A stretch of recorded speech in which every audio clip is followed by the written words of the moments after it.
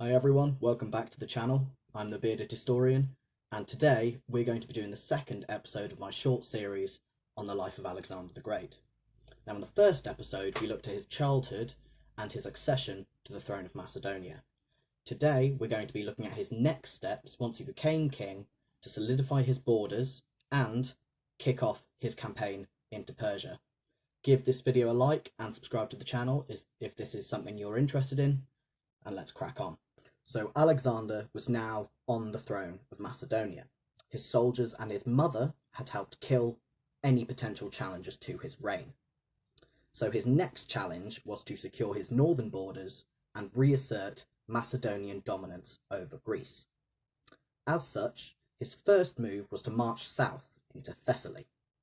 Now his father, Philip II, had been the head of something called the Corinthian League.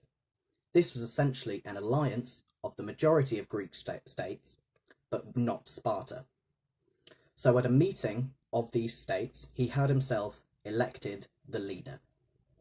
This also meant he was now in charge of the allied Greek invasion of Persia.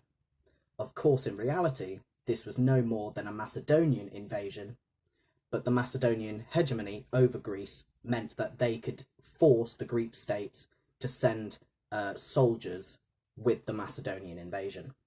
So having reasserted Macedonian dominance over Greece, his next challenge was to go north to Thrace. The two tribes, the Gedi and the Tribali, had been threatening Macedonian borders for a while. So he marched north and defeated both of these tribes. There was also an Illyrian alliance who had invaded Macedonia, and he crushed this. Unfortunately, there had been a rumour that had spread that he had died during his Thracian campaign, and this gave Macedonia's less willing Greek allies an opportunity for rebellion. Thebes decided to rebel. They threw out the Macedonian garrison that Alexander had left there. Athens also voted to send troops to reinforce the Thebans. Hearing of this, Alexander decided to march south. He marched from Thrace to Thebes, 240 miles, in only 14 days. Alexander demolished the Theban and Athenian forces.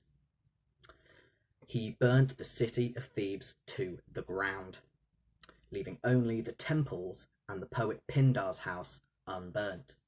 Of the Theban citizens, 6,000 were sold into slavery and the rest were slaughtered. After centuries, one of the greatest and oldest Greek cities had been razed off the surface of the earth. However, it was now time for Alexander to kick off the Persian campaign his father had been planning before his death. Leaving Antipater in charge of Greece and Macedonia, he followed his advanced force, which was headed by the general Parmenion, and he crossed the Aegean Sea into Asia Minor. The Persian Empire was the biggest empire the world had ever seen. It stretched from India in the east to modern Turkey and Egypt in the west. The ruler of the empire was King Darius III of the Achaemenid dynasty, but there were various governors or satraps who were in control of the provinces that the empire was split into.